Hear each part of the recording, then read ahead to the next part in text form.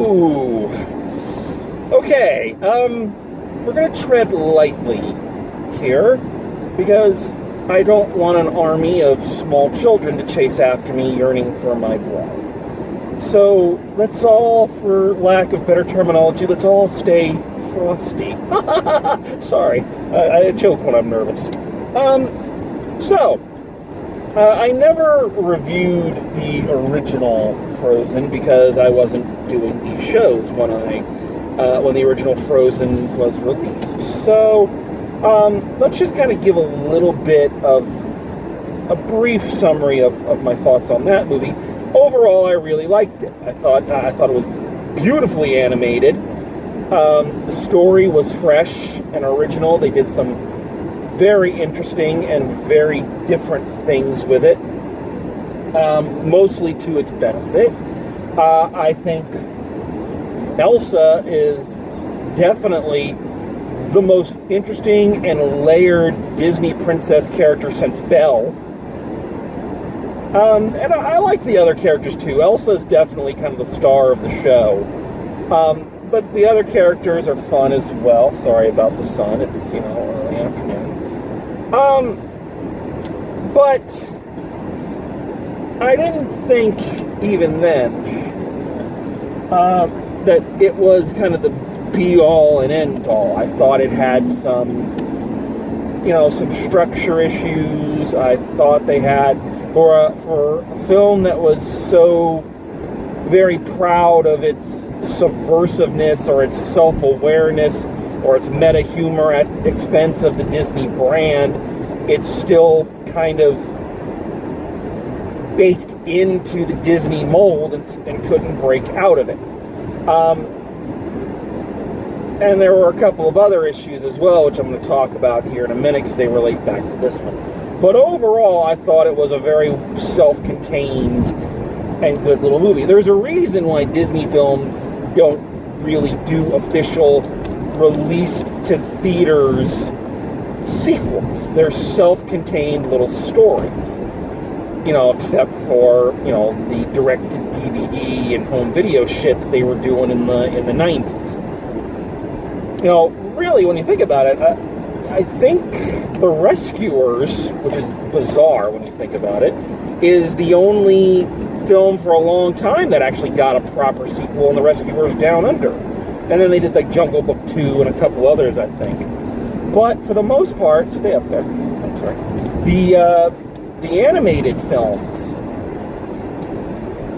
just kind of stay in their own little world. And again, I think that's because that's kind of where they belong. And I think this film was in that vein. However, Frozen became the biggest thing ever, and let's not be, too coy about it, a merchandising cash cow.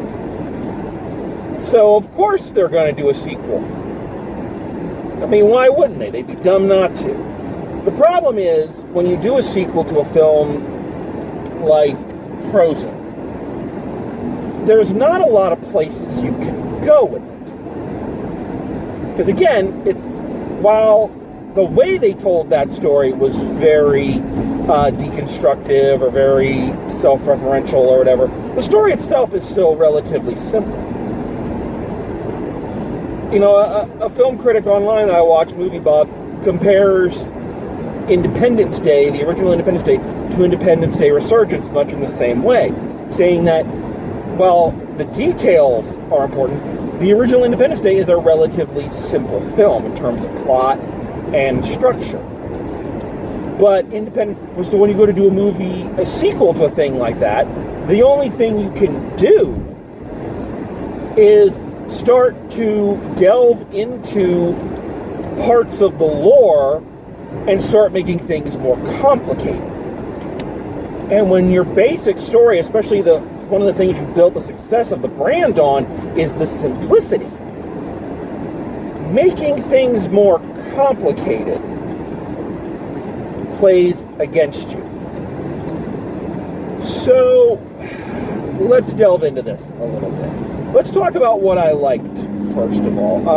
A lot of things I liked about the first one are still still there in this one.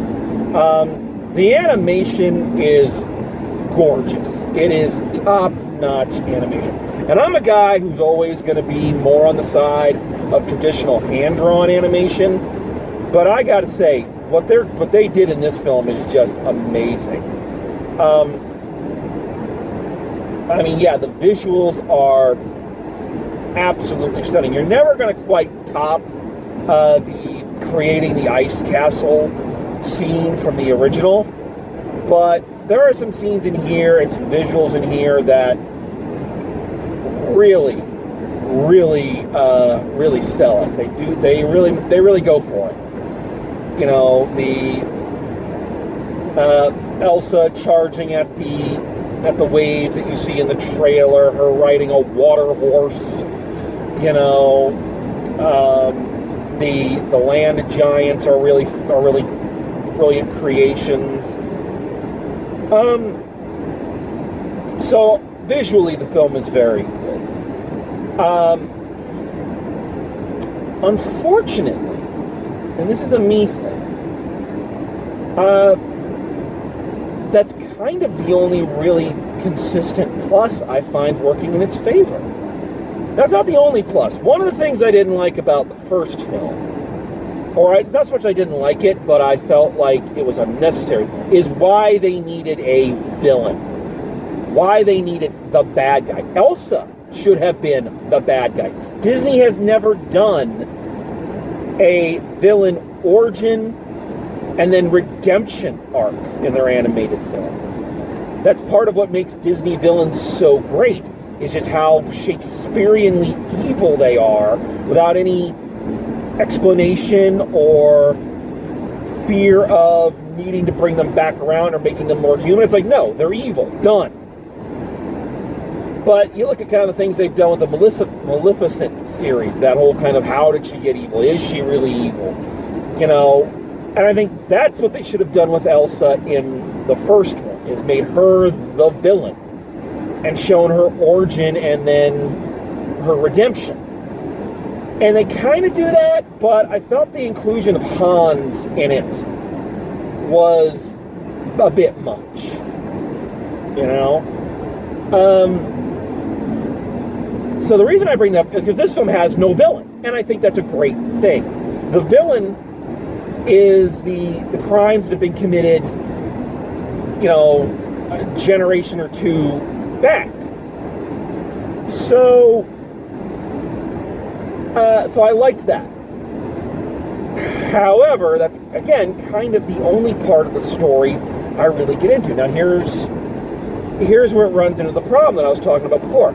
The storyline this time is, I'm not going to say it's uber complicated or incredibly hard to follow, but without any real stakes, without any direct personal kind of push, the plot is just kind of hanging there. And they're trying to implant personal stakes on top of it. So, all right, see if you can help me with this. Now, so, years ago, there was a tribe of people up in the woods who worshiped the spirits of earth, fire, water, and air. So, yes, the benders, basically. So, Elsa and Anna's grandfather went to these people proposing peace, but there was a battle for some reason. Their father was injured, rescued by an innocent, or by somebody he doesn't know, and a curse is put over the forest, making it enchanted. Okay, fine. Now, back in our present, the forest is calling to Elsa, and suddenly there's no fire, and the earth is moving against them, forcing everybody out of Arendelle.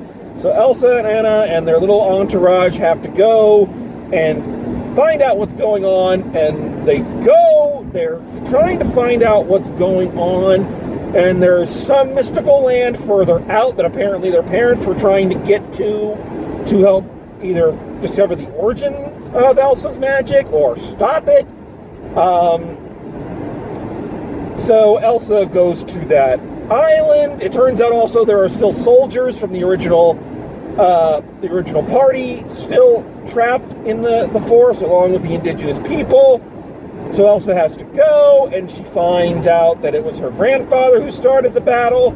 And there's some other mystical lady, which I think was supposed to be their mother. It turns out their mother was the person who saved their father, so they're the linking between the two cultures. And fuck me. Here's the problem with all of that, in my estimation. It's too fucking much. Alright? The original story is a very simplistic one, which, thanks to good storytelling and good characters, they're able to make feel more complicated. The characters are complicated. The story is not. Here, the story is complicated. The characters are not. They want us to think that there's a lot of character stuff going on, but really, the characters don't do much but react to the vague plot points that are coming up. And I applaud, I truly applaud this film series for being, and I hate this terminology, I hate modern slang like this, or blanket term, but I applaud this film for being the most kind of woke of the Disney canon. It's really, the first one was really trying to do some different things, and this one's trying to do some different things, but you need to pick a solid topic and stick with that. Okay? There are just too many fucking metaphors running around in here, so none of them get breathing room. And that's the problem. It's not a bad thing that there's a lot of metaphor going on in a film. But the problem is, when your film is an animated thing, meaning it's usually shorter, has a shorter runtime, you don't have as much time to explore all of those themes.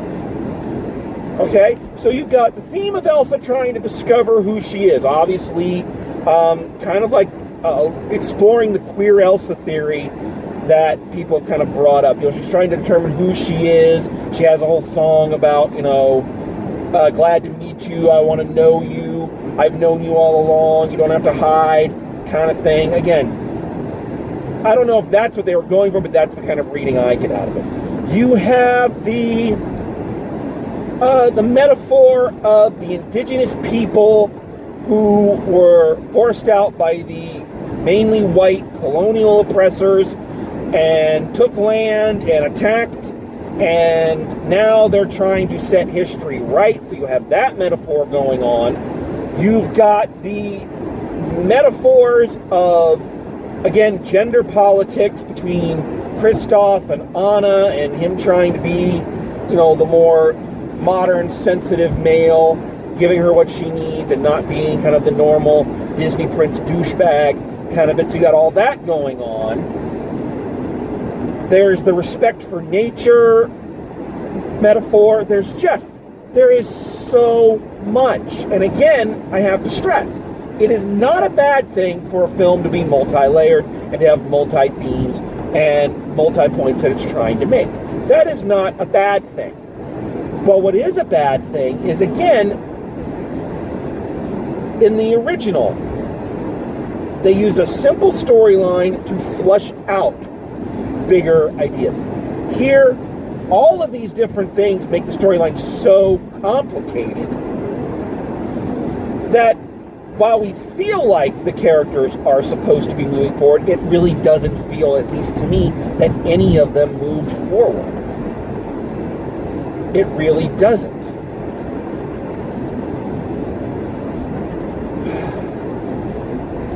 I will say this.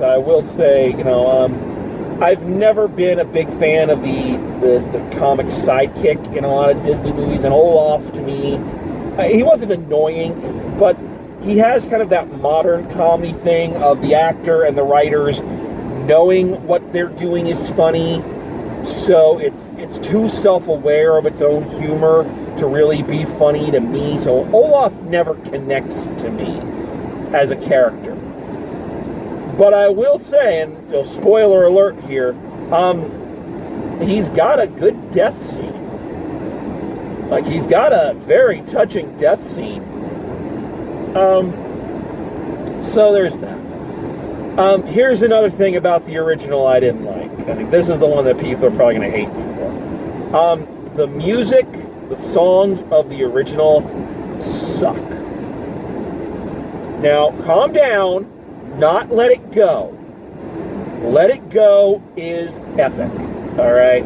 I love Let It Go. I've got Let It Go on my playlist. I play it at the gym. I like Let It Go a lot. But the rest of the songs they suck, folks. I'm sorry. They're short. The rhyme schemes are very simple. The tunes are not memorable. In a lot of cases, they're just aping what they've done in other films. That song Anna has at the beginning about open up the doors, isn't that the exact same fucking song that Rapunzel sung at the beginning of Tangled? And I hate to say it here, the music in this one, it's more of the same. It is a musical. Okay? A good musical.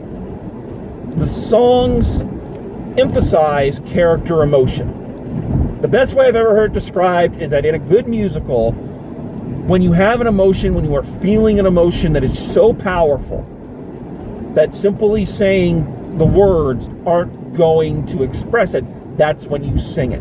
This is why Let It Go is so good.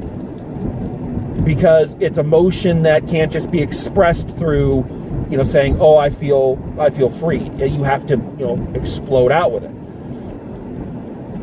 Half the songs here don't feel like they're motivated by anything other than we haven't had a song for a little while. And the songs here they're not catchy. I'm not a music critic, so I can't give you music terminology as to what doesn't work for me about these songs.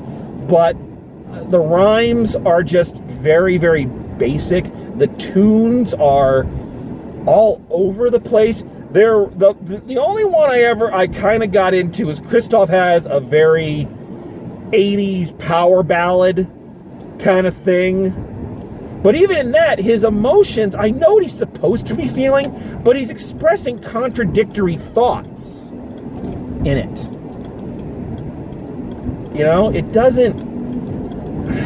It just doesn't work. They don't, and unfortunately, there is no Let It Go to anchor the whole thing. There's no big ballad or big moment. They try. There's several songs they're trying to make the new Let It Go, but it ain't gonna work. So the songs, one of the things that made the first movie so memorable, or the song, they fall flat in this.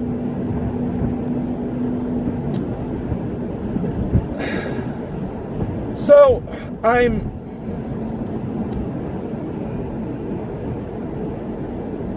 don't know. There's this part of me when I see a film like this that always says, well, you're not the target audience, so of course you're not gonna like it. And it's not even that I didn't like it. It's not even that I didn't like it. Saying I hated it or saying I didn't like it is an unfair statement. I think there's a lot of good going on in here, but I think unfortunately it's a series that shows a lot of franchise fatigue. It wasn't meant to have a sequel. And I think pushing the story in this direction really didn't do it any favors. The whole thing feels very weak to me.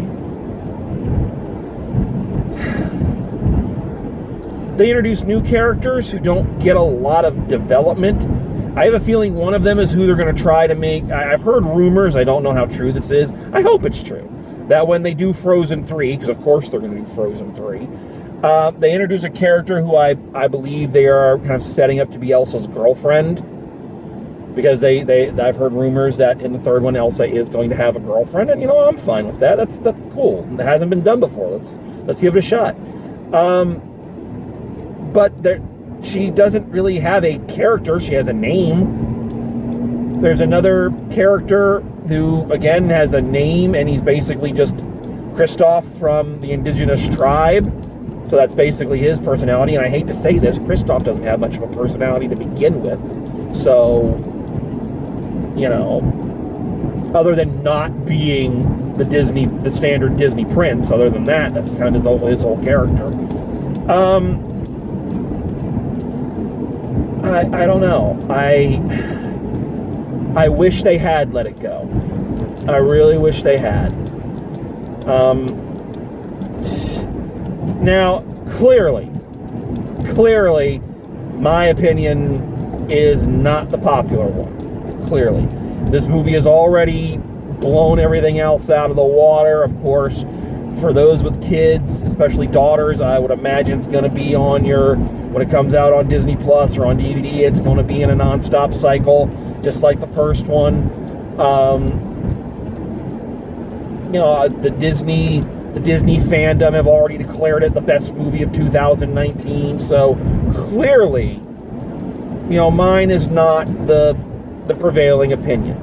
So obviously, don't just take my word for it. If you're going to go see this movie. Let's be clear. Let's be honest. Just for me, I think the biggest thing I can say about it, I think this sums it all up for me, is that I had my reservations about the first one. I had things about it I didn't really care for, but I was never bored. I was bored watching this. It bored me. Too much time, too much exposition explaining, and yet not enough. So, that's the way some of these go. So I don't have much more to say. So let's wrap this up. So, final grade for Frozen 2, I'm going to say a C+. C+. Great visuals. It was great to have the cast back. There were some good moments, but I feel the connecting story just was too much, too complicated, and just trying to push a simple story forward in a more complicated direction, and it didn't work. So, yeah. So that's me. And now I am ready for every Disney fan in creation to come tell me what a horrible, horrible person I am. Anyway, hope you I hope you don't hate me for this. But there you go. Not spring break, Thanksgiving break at the movies is just warming up. We're 2 in, and there are several more to go. So, until next time, which will be very soon, drive safe, and I will see you at the movies. Bye!